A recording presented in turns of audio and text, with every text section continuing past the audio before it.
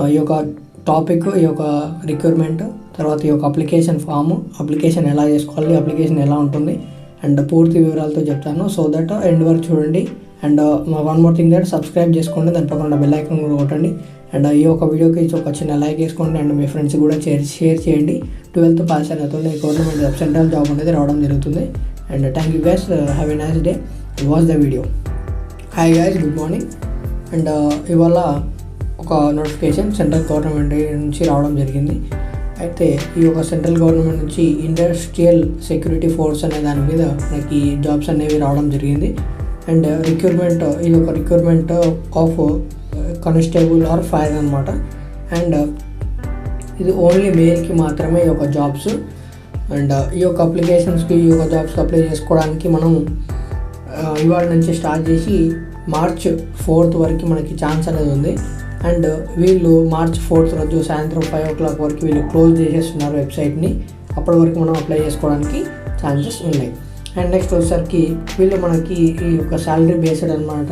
Salary ఎంత ఇస్తున్నారంటే 21,000 నుంచి 69,000 వరకు మనకి వీళ్ళు పే చేయడం జరుగుతుంది.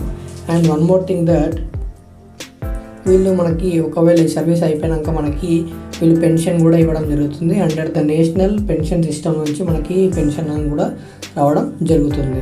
అండ్ ఈ యొక్క రిక్రూట్మెంట్ ప్రాసెస్ ఎలా ఉంటుందంటే ఫస్ట్ ఒకసారి ఫిజికల్ ఎఫిషియన్సీ టెస్ట్, తర్వాత ఫిజికల్ స్టాండర్డ్ టెస్ట్, తర్వాత రిటర్న్ ఎగ్జామినేషన్, తర్వాత డాక్యుమెంట్ వెరిఫికేషన్, తర్వాత మెడికల్ ఎగ్జామినేషన్ అనే ఒక ప్రాసెస్తోని ఈ యొక్క రిక్రూట్మెంట్ అనేది కంప్లీట్ చేస్తారు.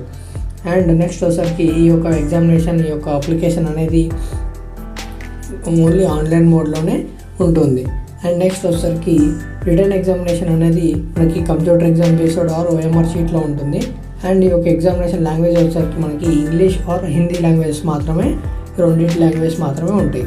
అండ్ నెక్స్ట్ వచ్చేసరికి ఈ యొక్క రిటర్న్ ఎగ్జామినేషన్ ఎవరికి ఉంటుందంటే PET అండ్ PST అనే 2 టెస్టులు కంప్లీట్ అయిన వాళ్ళకి ఈ యొక్క రిటర్న్ ఎగ్జామినేషన్ అనేది కండక్ట్ చేస్తారనమాట. అండ్ నెక్స్ట్ మనకి ఈ యొక్క మెరిట్ లిస్ట్, రిటర్న్ దాంట్లో మెరిట్ లిస్ట్ వచ్చిన వాళ్ళు ఉంటారు కదా, only those candidates who find place in the select list as per the available vacancy in each category in the state or UTs will be called for detailed medical examination, DME దానికి పిలుస్తారనమాట. అంటే ఇప్పుడు merit list ఉంటుంది కదా, ఇప్పుడు return ఎగ్జామినేషన్లో దాంట్లో మనకి select అయిపోయాక state wise and category wise ఎవరెవరు ఉన్నారో చూసుకొని వాళ్ళకి DME అనే ఎగ్జామినేషన్కి వాళ్ళకి పిలవడం జరుగుతుంది. నెక్స్ట్ వచ్చేసరికి 3 ప్రకారం మనకి 21,000 నుంచి 69,000 వరకు పేమెంట్ ఇవ్వడం జరుగుతుంది. మనం ఫస్ట్ డిస్కస్ చేసాం. And next one more thing that candidate must be as a citizen of India. అతను ఖచ్చితంగా ఇండియా నుంచి ఉండాలి. అండ్ మన తెలంగాణకి, ఆంధ్రప్రదేశ్కి వచ్చారు చూసుకుంటే ఆంధ్రప్రదేశ్లో మనకి 79 పోస్ట్స్ అనేవి ఉన్నాయి. అండ్ తెలంగాణకు వచ్చేసరికి మనకి 30 పోస్ట్స్ అనేవి ఉన్నాయి. అండ్ ఒకసారి నేను డిస్క్రిప్షన్లో నోటిఫికేషన్ కూడా ఈ PDF అనేది మెన్షన్ చేస్తాను, మీరు దాంట్లో అక్కడికి వెళ్ళి చూసుకోవచ్చు. And one more thing that ఇక్కడ 4.1 ఉంది. The vacancies are tentative and may increase or decrease at a stage of a recruitment process due to administrative reasons. Any change in the number of vacancies will be intimated by displaying the same on CISF website నుంచి మనకి మళ్ళీ recruitment ఏమైనా ఉంటే కూడా changes ఉన్నా కూడా మనకి చెప్తారని చెప్తున్నారు. క్వాలిఫికేషన్ వచ్చేసరికి మనకి 12th పాస్ అయితే సరిపోతుంది. అండ్ 12th పాస్లో మనకి విత్ సైన్స్ అనే సబ్జెక్ట్తోనే మెన్షన్ చేశారు కదా ఇక్కడ. విత్ సైన్స్ సబ్జెక్ట్ అనే దాని మీద మనం ఇంటర్ అయితే కంప్లీట్ చేసి ఉండాలి.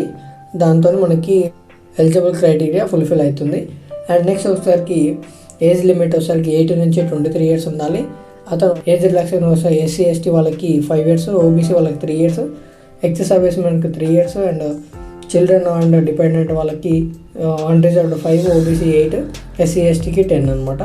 అండ్ నెక్స్ట్ వచ్చేసరికి ఫిజికల్ టెస్ట్ వచ్చేసరికి మనకి హైట్ వచ్చేసి 170 centimeters ఉండాలి, చెస్ట్ వచ్చేసి 80 నుంచి 85 centimeters మధ్యలో ఉండాలని చెప్తున్నారు. నెక్స్ట్ వచ్చి ఏజ్ రిలాక్సేషన్ ప్రతి ఒక్క స్టేట్కి సపరేట్ ఇచ్చారు, ఒకసారి చూసుకోండి. Next one more thing that ఈ టాటూస్ ఒకసారి చూసుకోండి, మీరు దాంట్లో నోటిఫికేషన్ ఇస్తాను నేను కింద. Next one more thing that application fee వచ్చేసరికి మనకి ఓన్లీ 100 రూపీస్తోనే వీళ్ళు ఈ యొక్క ఎగ్జామినేషన్కి అండ్ ఈ యొక్క టెస్ట్కి, ఈ యొక్క రిక్రూట్మెంట్కి వీళ్ళు తీసుకుంటున్నారు. And SC, ST and ESM వీళ్ళకి ఎలాంటి ఫీజు అనేది లేదనమాట. మీరు నెట్ బ్యాంకింగ్ కానీ యూజింగ్ డెబిట్ కార్డ్ కానీ క్రెడిట్ కార్డ్ కానీ ఎస్బీఐ బ్రాంచెస్ కానీ మనం ఈ యొక్క పేమెంట్ అనేది చేయవచ్చు. అండ్ పేమెంట్ స్టార్టింగ్ డేట్ రేపటి నుంచే అంటే ఇవాళ నుంచే స్టార్ట్ అవుతుంది. అండ్ నెక్స్ట్ March 4th 21:30 వరకు అనేది మనకి ఈ యొక్క పేమెంట్స్ అనేవి తీసుకుంటారు. వన్ మోర్ థింగ్ దట్ మీకు ఎగ్జామినేషన్ ఉంటుంది కదా, ఒక ఎగ్జామినేషన్ దేని మీద ఉంటుందంటే general intelligence and general knowledge and awareness, elementary mathematics, English are Hindi ఇవన్నీ మనకి ఉంటాయి అన్నమాట. ఈచ్ సెక్షన్లో మనకి 25 క్వశ్చన్స్ ఉంటాయి. అండ్ ఈచ్ సెక్షన్కి 25 మార్క్స్ అనేది అలాట్ చేస్తారు. అండ్ మనకి టైం అనేది 2 hours అనేది టైం అనేది ఇక్కడ ఇచ్చారు. ఇవి మన సబ్జెక్ట్స్ కూడా చెప్పాను నేను. సబ్జెక్ట్స్ కూడా ఒకసారి చూసుకోండి. General reasoning, general knowledge and awareness, elementary mathematics, English are Hindi. మీరు ఇక్కడ ఇంగ్లీష్ అన్న హిందీ అని రెండిట్లో లేదా మనకి ఎగ్జామ్ అనేది మీరు కంపల్సరీ రాయాల్సి ఉంటుంది. వచ్చేసరికి మనకి recruitment process will consist of physical efficiency test, ఇది పీఈటీ, పిఎస్టీ రిటన్ ఎగ్జామినేషన్, తర్వాత డాక్యుమెంట్ వెరిఫికేషన్, తర్వాత మెడికల్ ఎగ్జామినేషన్ ఉంటుంది. అండ్ నెక్స్ట్ వచ్చేసరికి మన రిటన్ ఎగ్జామినేషన్ ఉంటుంది కదా, ఆ యొక్క రిటర్న్ ఎగ్జామినేషన్లో మనకి unreserved categories, EWS, ex service మెన్స్కి మనకి 35% అనేది మార్క్స్ అనేవి వచ్చి ఉండాలి. అండ్ ఎస్సీ, ఎస్టీ, ఓబీసీ వాళ్ళకి 33% మార్క్స్ వస్తే మాత్రం వీళ్ళు పాస్ అయిపోతారు. అంటే వీళ్ళకి జాబ్ అనేది కన్ఫామ్గా ఉంటుంది.